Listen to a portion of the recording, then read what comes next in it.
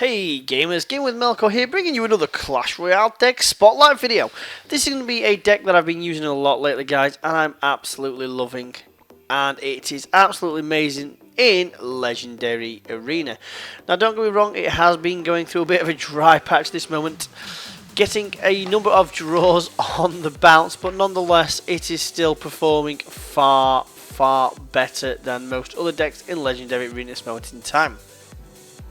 The deck consists of then, guys, the Goblin Barrel, the Minion Horde, the Log, the Goblin Gang, the Fireball, the Furnace, the Princess, and the Elite Barbarians. This deck, guys, is fantastic in Legendary Arena, where I'm currently sat at just over 3,800 cups with this deck. Not too shabby really with the level of the cards that I'm currently using, and I have been trialing a few different decks as well. So guys, as you can see, it has been performing relatively well. It does have its losses in, and it does have a large number of draws in there, but believe me, this deck has far more victories than it does anything else. So let's kick it off with the last victory here, guys, which was against their opponent, which had the level 2 miner, the Elite Barbarians, the Witch, the Minion Horde, and the Giant Skeleton. So guys, let's kick it off now. As you can see, we do have the Furnace, which is a card I like to get on the field very early, especially when our opponent does have a slightly lower Town Hall level than us. So as always, guys, wish your opponent good luck, get that Furnace down and see how he's going to counter. Now he drops the Witch in the back, which is level 5, which means the Fireball won't take it out, but the Fireball and the Log will. So utilise the Fireball there to get the Witch down always to that last slither of health, and then we utilise that Log to take her out. We're going to drop the Princess in the back to take out that Horde as well, and wait to see how our opponent is going to counter us. Now we do send in the Goblin Barrel to see what our opponent's going to do, and he does zap that straight down, but our Princess is going to take one hit off there, and we're going to lure these Elite Barbarians into the center with that new Goblin Gang. So as you can see, we take down those Elite Barbarians without taking any damage on our Crown Tower. We drop down that second Furnace as well to start piling on the pressure on our opponent again. Now as you can see, he's coming down this right hand side with the Miner and the Graveyard. A fantastic combination, as you can see. But luckily our Minion Horde was able to counter that relatively well. Our opponent is obviously going to drop that Witch there to try and distract that Minion Horde, but the Minion Horde are going to start to deal damage to that tower, getting it all the way down to 1763. So we're going to drop our Elite Barbarians here on top of that Witch, but unfortunately our opponent then decides to drop the Giant Skeleton at that moment in time. Very well defended there. As you can see, a well played response by me, because it was very well played by our opponent. So at this point, guys, we've still not taken any tower on this left hand side, and our opponent is going to drop down those Elite Barbs. Drop down my own Goblin Barrel again. Unfortunately, a very well placed sap there. It does put paid to that. Get the Furnace down there as well to try and mitigate any damage on that left tower. As you can see then, we are dealing consistent damage across both towers here, and we do have enough elixir in the bag. So down goes the Elite Barbarians here, and it appears that at that exact moment in time our opponent didn't know what to do. We are going to push for the 3 crowns here, but our opponent is back, unfortunately. He does take out those Elite Barbarians, though we do get the Crown Tower down to 6 or 744. Now, the logical thing here would have been to just push to continue trying to force that to get the Crown Tower, but again, our opponent is playing well on defense here, knowing full well that he could potentially lose the 3 crowns. Drop my Princess down there and Elite Barbarians to take out that Horde, just so we obviously don't get 3 crowns. And I drop the Log there as well, and the Goblin Barrel, just to make sure our opponent doesn't get that tower. Realistically, I should have just pushed to take the Crown Tower, but it doesn't matter, it's all for fun. So guys, that's the deck so far. If you like what you see and you're enjoying the video, do me a big favour and smash that like button, guys. Let's see if we can get 20 likes on this video.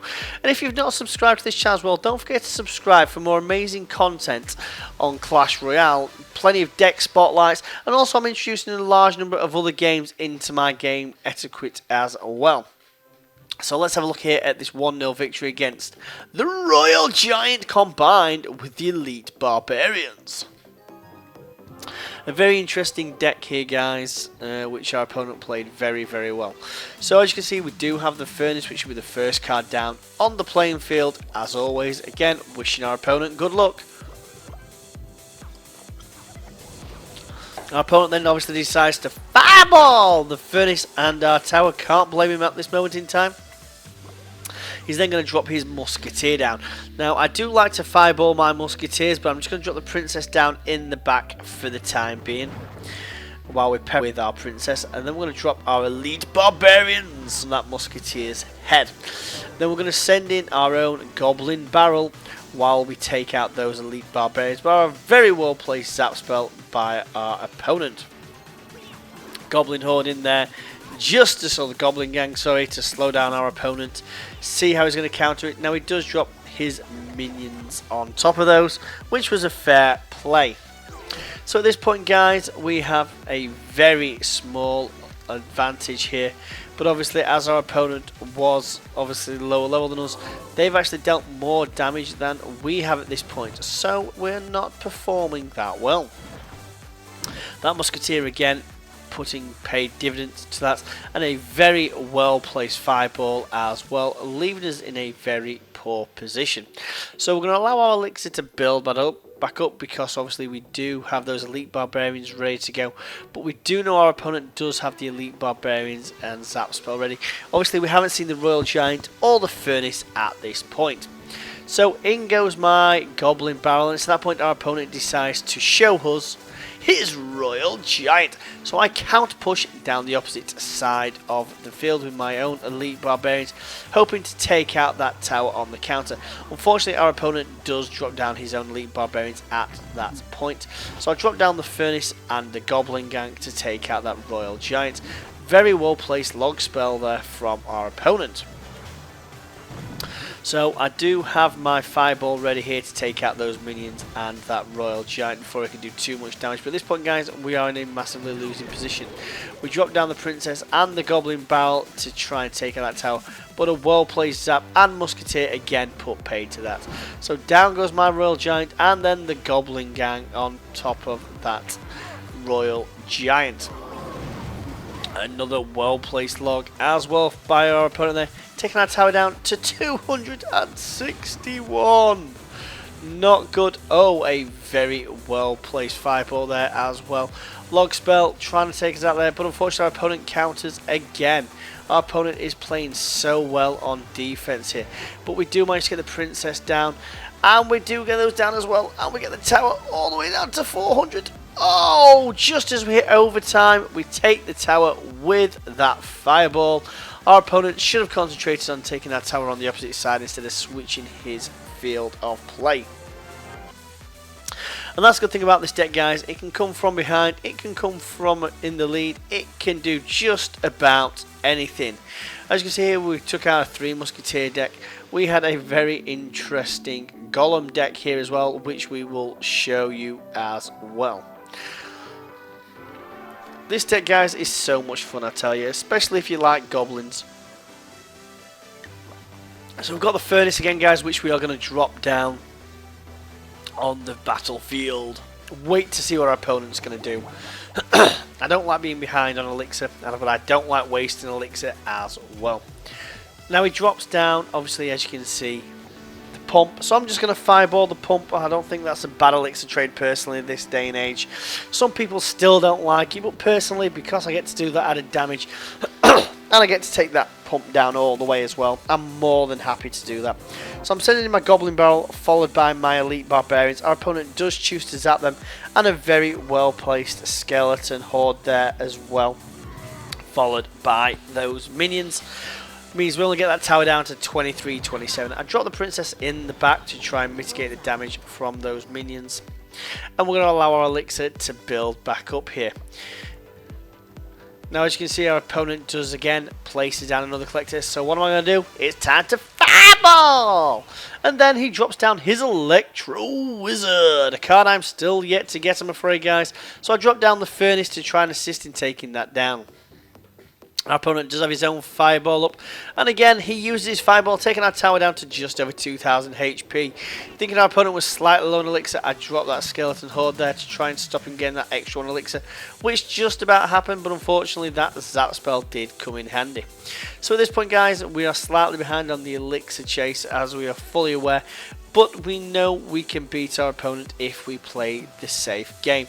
And it's at this point our opponent decides to drop his minions in the back, and I drop down my Elite Barbarians, followed by the Log and the Princess.